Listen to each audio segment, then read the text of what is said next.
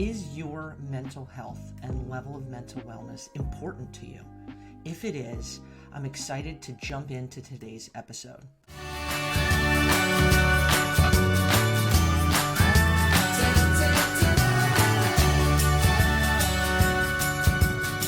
And with that, today's episode, it is Mental Health Awareness Month.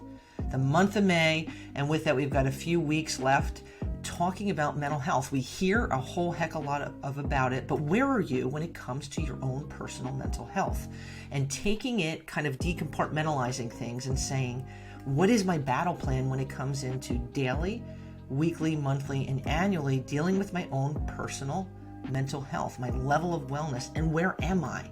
That's a question we should be asking ourselves periodically, reflecting and taking time to say, are there things that can be adjusted, ways that I can grow, and ways that I can work on myself? So I put together a few different areas that all of us can benefit from. All of us can take some time to reflect and say, how am I doing with this? And what ways can I strengthen my own personal mental wellness? The first one I want to look at today is the aspect of talk. And coming from two areas today. The first being, how do you talk to yourself in terms of your own mental health? The words we use are really significant and really hold a lot of weight. If we're telling ourselves that when we're struggling with anxiety, depression, we become overwhelmed at certain points, or we're just maybe in a really not good place, if we use words such as, I'm a loser, stupid, I'm crazy, these different terms that can absolutely edge away, gnaw away internally, and have an impact on how we look at ourselves, and us essentially at points feeling deflated. We have to advocate and be an ambassador for ourselves. It starts with us. The terminology, if we use, is negative. It will absolutely have an impact on how we feel about ourselves. And not only that, this goes into the trickle effect that it has on the people around us.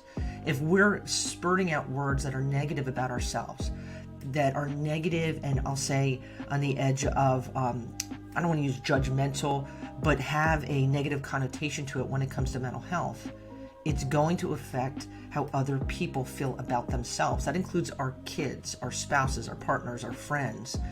Our words matter.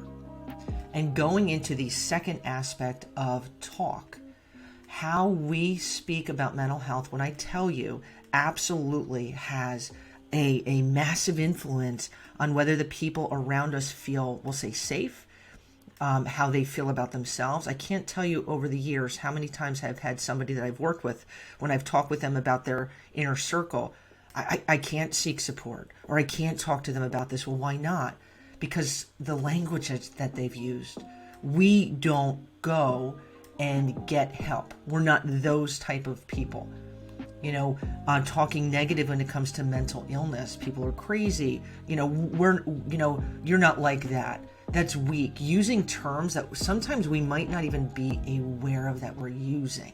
If we're really, really kind of aware of how we're speaking, what we're saying, terminology that a lot of times we just don't even realize, oh my gosh, that came out of my mouth. And those things, the things that come out of our mouths, impact the people around us, but they're also words that we absorb internally about ourselves. So how are we talking? What language are we using when it comes to our own mental health and our own mental wellness? Really think about that a little bit.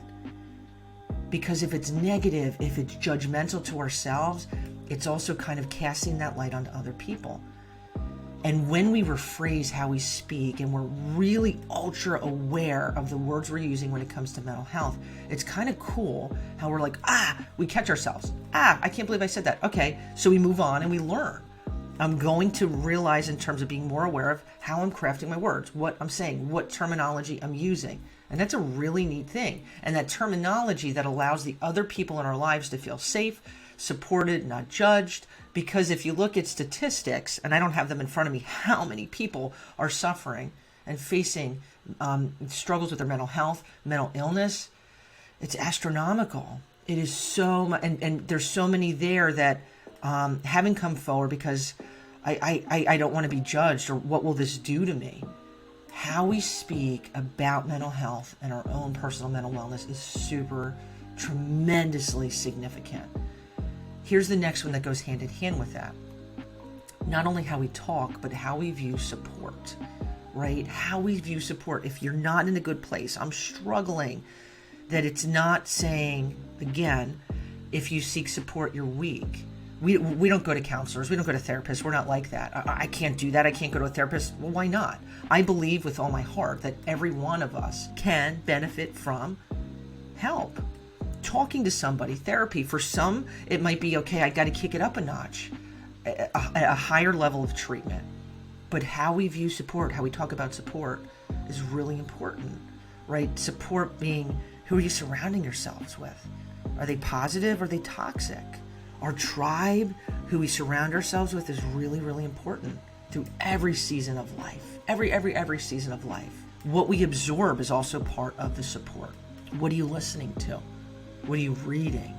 The people around you. There's so many things throughout the course of the day. What's on my radio? What kind of podcasts am I listening to? What movies? And you can be like, that's a little intense, but it's not, because we absorb everything. Our dialogue, our terminology, our verbiage is significant. And the people we surround ourselves, same deal. Super significant. Who we surround ourselves with, and knowing when it comes to the support aspect of it. Seeking help is not a weakness. Seeking help, just like referenced Susie, is a positive. Seeking help, to me, is the greatest form of advocating for yourself and knowing that, all right, I'm stepping forward and I'm going to get the help that I need. And that goes to our next point, being self-care. All of these things absolutely connect with one another. We will have different seasons of our lives. And every single one of us that is listening right now, we're all individualized in terms of how our bodies, our work, our mindset, where we're at different times of the year.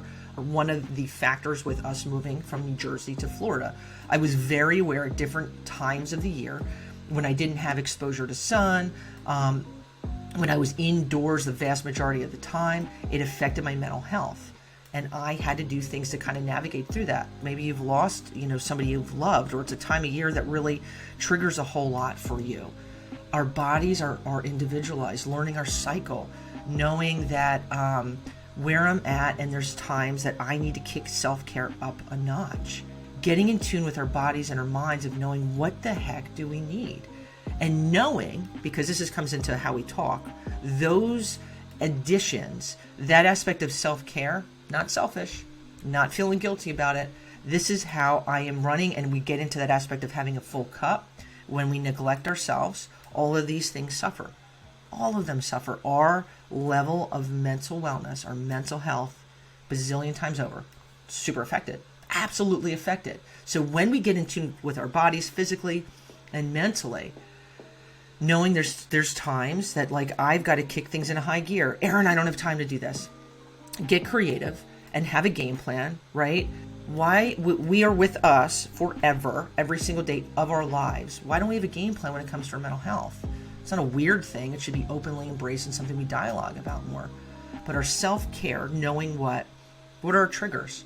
Certain things at work, certain people at work, trying to find a way, like, maybe I need to avoid that person. Certain things that I watch really trigger me and kind of get me in a bit, okay, we're avoiding that, and writing things down and being open about, like, the people within our tribe. This time of year is really hard for me, or what, I'm taking a step back from this committee I'm on because right now I got to kick things up a little bit with myself because I'm running low, right? I'm just chilling. I'm going to go take a walk on the beach. I'm going to go take a hike through the forest. I'm going to go, to my favorite coffee shop and connect with somebody. Equipping ourselves, knowing when certain times of years come up, certain seasons, we're in certain situations, boom, having a game plan, and taking ourselves to a point that we love ourselves, we value ourselves, and knowing our mental health is something we've got to prioritize and pursue intentionally. And it'll rock our world, man.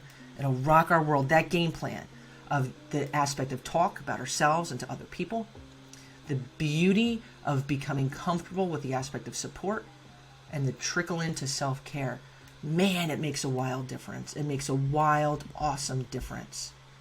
And so as we roll into a whole nother day, If you enjoy listening to the Goodness Chick episode, I want to say thank you. I'd love you to consider being a sponsor. You can hop on goodnesschick.com, whether it's a one-time deal or it's a monthly deal, knowing your donations matter and keep the message going. And if you enjoyed today's episode, I'd love you to consider checking out this video. Good stuff, keeping growth and goodness going full speed ahead. And as we go into another day, my friends, I want to wish you a profound amount of peace, love, and goodness.